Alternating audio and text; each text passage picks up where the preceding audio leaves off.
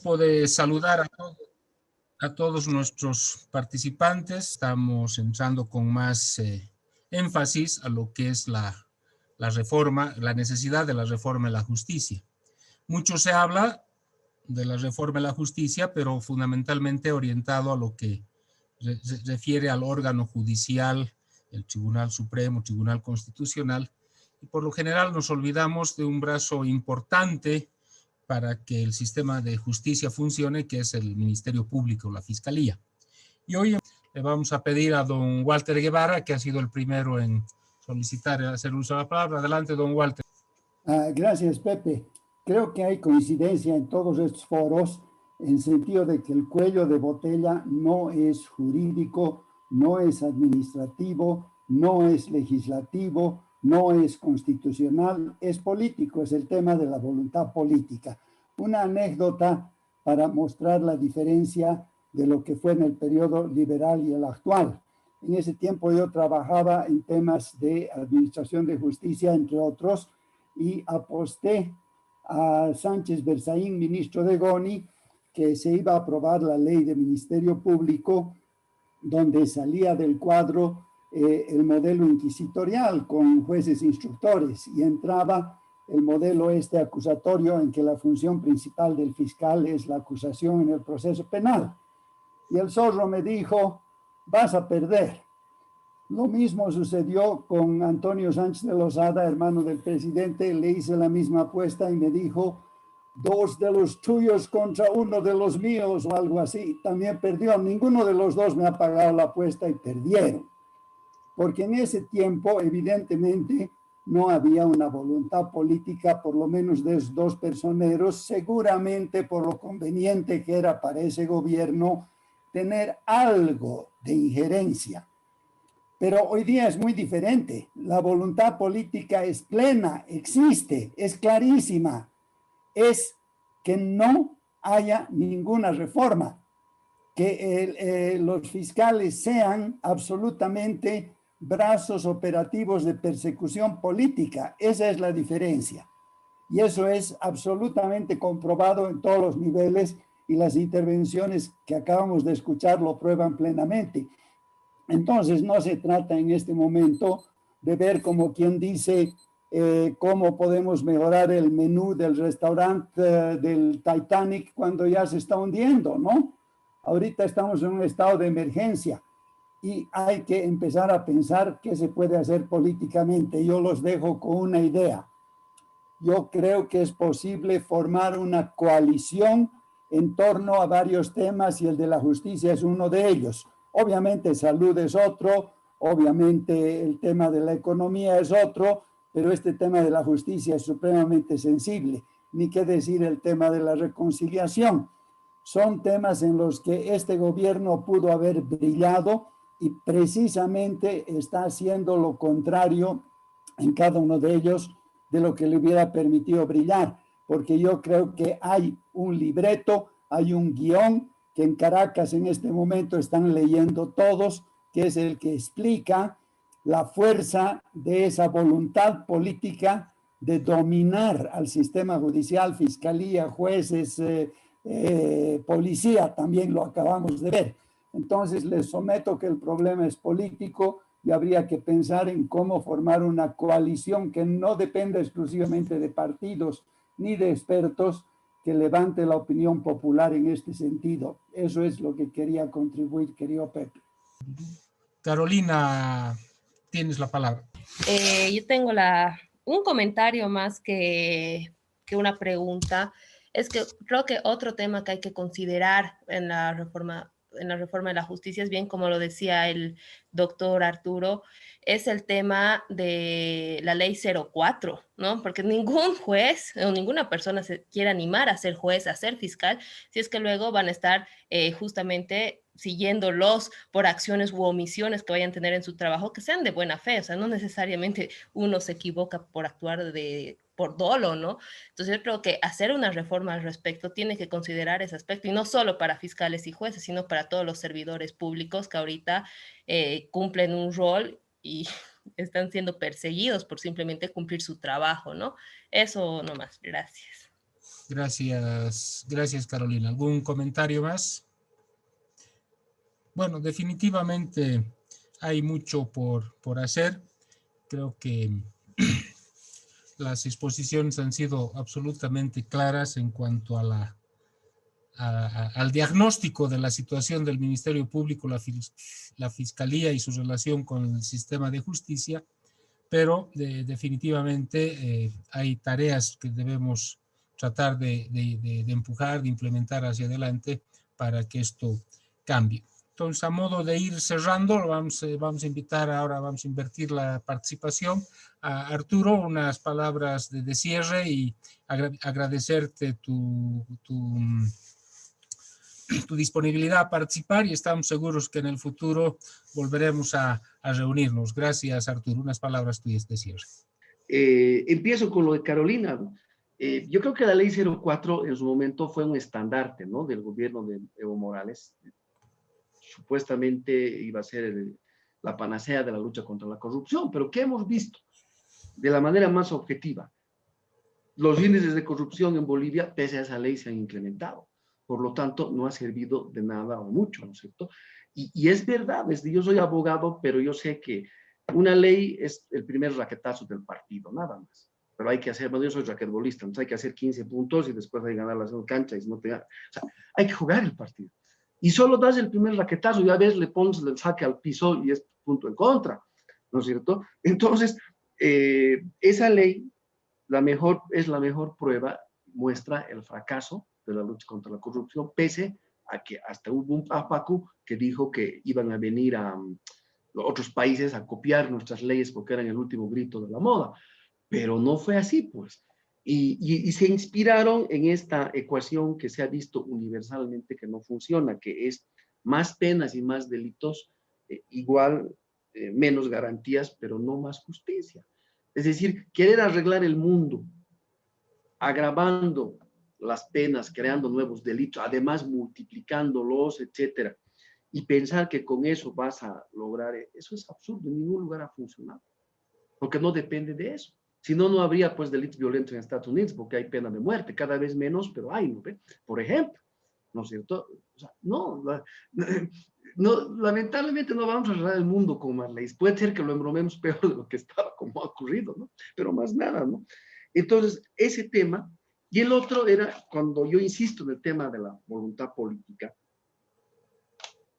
Y vean ustedes, yo insisto, la clase política boliviana no tiene ni el sentido común o la inteligencia ni la madurez para darse cuenta lo importante que es para todos que tengamos un tercero imparcial, que así sea nos esté respirando en la oreja, pero que nos diga un ratito, vos no le puedes meter nomás. O sea, no te lo vamos a inventar tu derecho humano, no te lo vamos a perseguir, que has dicho, no te la vamos a enchirolar a no sé quién, cosas de ese tipo. O sea, prefiere que las cosas estén como hoy están. Es decir, entre comillas, les ha dado muy buenos resultados el tener un sistema rendido a sus pies. ¿No es cierto? Les ha dado buenos resultados. Es más útil en esos términos, desde esa lógica. Por lo tanto, por eso es que no va a haber voluntad política, lamentablemente. Entonces, cuando nos preguntan cuánto gana en promedio un juez, más o menos ganan en promedio unos $2,000, unos 14,000, algunos un poco más, un poco menos, por ahí, pero entre 12, 14, ¿no? Digamos los más relativamente antiguos, digamos. Por ahí va el promedio, ¿no? En capital, en provincias tienen un bono, no, en fronteras, pero más o menos va por ahí cuando preguntan lo que ellos ganan. Gracias, Arturo. Vamos a pedirle a William que también haga su intervención. Adelante, William. Gracias. Yo, por supuesto, comparto el comentario que ha hecho Zorro Yáñez. Y claro, es cierto, y lo hemos dicho muchas veces, al gobierno le conviene tener un poder, un sistema judicial totalmente sometido, prostituido, sin crédito, porque él es el instrumento perfecto para la persecución política. Por eso es que Iván Lima cambió de discurso y bueno, además el Ministerio de Justicia ahora se ha convertido en el misterio de la venganza, ¿no? Entonces, por un lado está el Ministerio de la Venganza y por otro lado está el sistema judicial, que es el instrumento perfecto para la persecución política, y por lo tanto no esperemos reforma, no esperemos cambio, no le interesa al gobierno cambiar, no le conviene cambiar, le es más útil, como decía el Zorro, tenerlo todo esto así. ¿Qué hay que hacer? ¿Qué hay que hacer? Yo creo que habría que intentar por lo menos hacer una suerte de buscar lo que decía don Walter, una suerte de un pacto, digamos, nacional, por lo menos de la sociedad civil, involucrar a las universidades, a los colegios de abogados, bueno, una serie de instituciones que se pudieran sumar a esto, hay muchas ONG tal vez, para hacer un pacto por la justicia, porque lamentablemente como estamos muy mal. A ver si se puede hacer una suerte de presión colectiva desde el punto de vista de la ciudadanía, de la colectividad, para tratar de obligar a que se hagan reformas, porque así como estamos muy mal. Definitivamente solamente ganan los delincuentes, gana la inseguridad, gana el delito, gana la impunidad, y los hombres de bien y los derechos de los ciudadanos cada vez van a estar más pisoteados y más vulnerados. Entonces, yo creo que vale la pena hacer el esfuerzo de buscar cómo tratar de articular un pacto a nivel nacional con todas las instituciones de la sociedad civil que quieran sumarse para tratar de buscar alguna solución en forma conjunta. Las recetas son fáciles, creo que todos las sabemos, no, tampoco se trata de hacer grandes esfuerzos mentales. Es fortalecimiento institucional, carrera judicial, presupuesto, tecnología. Si no se hace eso, no se hace reforma. Una ley por sí sola no va a cambiar el mundo. Es más, sigo creyendo de que no va a haber ningún impacto de parte de esta ley, más allá de intentar utilizarla como un otro instrumento más de persecución política. Yo creo que el ministro de Justicia anda afilando la guillotina para perseguir a la oposición, porque de eso se han ocupado y parece que eso es lo prioritario para ellos, más allá del tema salud y pandemia, eso ocupa un segundo, tercer lugar. Lo prioritario para ello creo que es esto. Y bueno, entonces quizás para contrarrestar todo esto, insisto, un gran acuerdo nacional habría que intentarlo, por lo menos no se pierde nada. Creo que la peor gestión es la que no se hace. Dicho esto, yo termino aquí, les agradezco y como siempre estoy a disposición para cuando quieran convocarme. Roberto, las palabras de cierre y agradecerles a todos su participación. No, en realidad no tenía palabras de cierre, Pepe, gracias por darme el micrófono. Quería que los invitados más bien comentaran algo que yo había escuchado de un abogado una vez. Me dijo, en Bolivia el sistema de justicia tiene una división perfecta del trabajo. Si quieres salir inocente, o sea, no entrar a juicio, tienes que arreglar con el fiscal. Si quieres calificar la culpa, es arreglar con el juez. Los que deciden si se abre o no se abre el juicio son los fiscales, y una vez que entras adentro, pues ahí estás en líos interminables con la justicia, si es que pasa el caso del fiscal. Yo no sé si eso es tan cierto como lo planteaban en ese momento. Quizás valdría la pena una rondita de comentarios, pero me parece también que Walter quería añadir algo al levantar la mano. Yo había pedido también datos, información sobre el nivel salarial de los jueces y fiscales, un poco para comparar con otros niveles del sistema público, ¿no? Como el de la docencia universitaria y otros que podrían asimilarse a esto, a los médicos en los sistemas de seguridad social, porque claro, se trata también de profesionales que se supone deberían tener un alto nivel de calificación. Don Walter Guevara, ¿alguna contribución más? Gracias. Seguimiento a la preocupación de Roberto. Cuando en los años 90 se aprobó la ley de Ministerio Público, se empoderó a la Fiscalía, porque antes de eso el modelo inquisitorio no era oral, era escrito y no había la oposición que en este otro modelo acusatorio se supone que hay. El fiscal acusa, hay una defensa, que nos hemos olvidado de mencionar la defensa, otro elemento de este modelo, y el juez está al medio, tal como lo han dicho los participantes, debe ser independiente, ¿no? Pero la función acusatoria del proceso penal que se le dio plenamente al fiscal lo ha empoderado políticamente. Y es ese empoderamiento que bajo el periodo neoliberal había digamos, falta de voluntad política de que realmente eso funcionara bien. Tal vez por eso Zorro y Toño se animaron a apostar que nunca se iba a aprobar esa ley, pero se aprobó. Ahora, en este momento, lo que ha dicho el doctor Yáñez es fabuloso.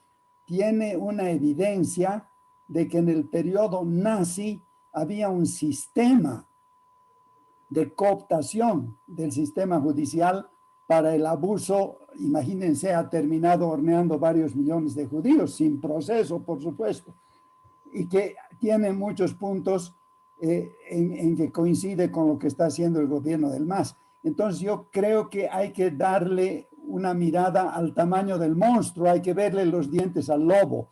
Aquí no se toca de retocar estito, retocar aquellito, el lobo nos está comiendo.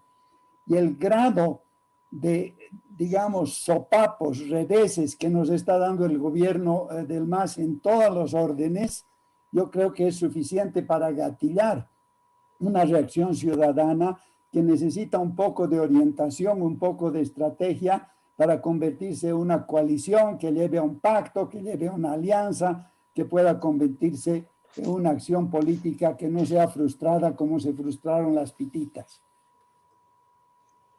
Gracias, don Walter. Y un elemento más antes de que entren William y Arturo, creo que también otro elemento que nos hemos olvidado introducir en el tema es la formación de los abogados, porque también es un elemento fundamental para que esto funcione, porque al final un abogado con ética, al final a su cliente lo pone en estado de situación real antes de iniciar un pleito y no meterle el pleito para por si acaso a ver qué pasa después, y eso también hace que genere toda una distorsión en el sistema judicial. William, ¿algún comentario final ya sobre estos comentarios? No, yo comparto exactamente de que la sociedad civil debe reaccionar, y comparto, por supuesto, que la universidad tiene una cuota aparte en todo este entuerto, porque claro, ahí se forman los juristas, los abogados, y lamentablemente creo que no está haciendo mayormente nada en este sentido. Si hay una sociedad civil pasiva que está un poco dormida, digamos adormecida, lo ideal sería buscar la forma, los mecanismos de cómo despertarla y tratar de hacer algo, porque en definitiva, insisto, estamos yendo al despeñadero. Eso nomás para terminar. Arturo.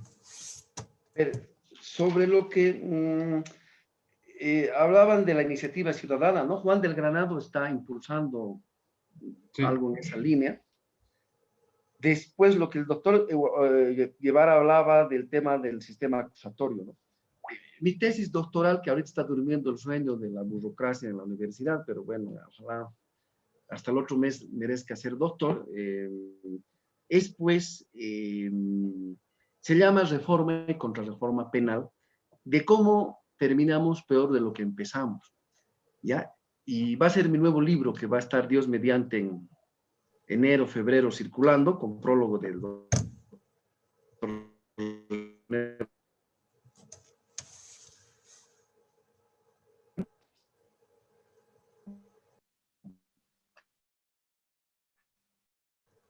Cómo luego habíamos mejorado con el acusatorio, pero cómo después con la contrarreforma, que empieza no con Evo Morales, empieza con Tut Quiroga, o con la ley del 2003, ¿no? 2013, con la ley de Sistema Nacional de Seguridad Ciudadana, de la ley 2424, luego viene todos los gobiernos le han metido mano al Código de Procedimiento Penal, de forma tal que hemos terminado peor de lo que habíamos empezado. Eso es mi tesis, eso es lo que se muestra con datos, con estos informes del Proyecto Mundial de Justicia, del Defensor del Pueblo, con estadísticas policiales, judiciales, y tanto es así que la única manera que hemos tenido para bajar los presos sin condena en Bolivia ha sido hacer indultos. 6 indultos, todos han hecho indultos. Evo Morales ha hecho, creo que Carlos Mesa, y también al final, hasta Áñez hace en poco tiempo se saca un indultito, ¿no es cierto? Y ahora el último indulto, que es peor todo. O sea, y con eso hemos logrado bajar el 9%, porque estábamos batiendo récords. Y el índice de hacinamiento, que es el segundo peor en América, No lo hemos podido bajar. Las cárceles bolivianas están, si no mal recuerdo, 248% hacinadas, y solo nos gana Salvador, me parece que tiene el problema de las maras, ¿no? Entonces, algo hemos hecho mal, ¿no? Y ahí está cómo yo trato de demostrar desde la ciencia de derecho procesal penal esa situación. Ahora, yo siempre voy a insistir, y mire, cuando alguien pregunta ahí, decía, bueno, un día me dijeron que la decisión de inocencia la realiza un fiscal y la de culpa al juez, y el tema del costo. Yo creo que en todos lados se cuecen habas, pero hay jueces fiscales de lo peor, pero también hay el otro extremo. El problema es que los seres humanos siempre tendemos muchas veces a ver lo malo y no lo bueno. Y también hay que decir que hay muchos, como ya he insistido, que hacen su rol, que no hacen esas barbaridades. Y lamentablemente yo creo que la mala fama que tenemos los abogados, o los fiscales, los jueces, que también son abogados, es por estos pésimos ejemplos, por estos juristas del horror, que yo llamo, con base a este fabuloso libro de Ingo Müller, o Ingo Hoffman, creo que es, el que ya les he mandado en PDF y les van a mandar, y para dejarles picados y lean pues, ese libro, porque les va a encantar, ¿verdad? Aparte, hay unas partes medio aburridas, muy históricas, pero es fabuloso. Yo siempre cuento esto para picarles en la lectura. Cuentan, bueno, ustedes saben, los nazis invaden Polonia, y ahí había un jardinero polaco que tenían, y crean los nazis una norma que era retroactiva y demás, y al estilo 04, ¿ya? Y ahí consideraban los graves delitos los que atentaban contra el Estado nazi.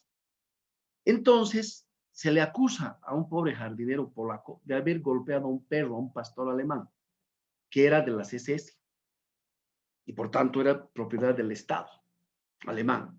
Y lo juzgan al pobre jardinero, y no había testigos. ¿Qué creen que hacen? Lo meten al juicio al perro de testigo. Y dice que como, y el juez dice que como cuando le vio el perro al pastor y se asustó, significaba que él lo había tratado mal, y lo condenan a muerte. No les estoy apacando, porque ese libro es absolutamente documentado, es decir, se ha hecho con base a todos los archivos de la justicia nazi. Este autor es un gran investigador, además, creo historiador, además de abogado, y cosas así que parecen pero asombrosas, pero que sucedían, ¿no es cierto? No está el derecho humano hecho por el tribunal, ¿no? Todavía no había, ¿no es cierto? Pero a ese nivel es, o sea, por favor, lean eso, les va a encantar. A ratos es muy, muy histórico, pero realmente es muy interesante. Así que ha sido un gusto compartir con ustedes. Muchísimas gracias, ha sido un honor.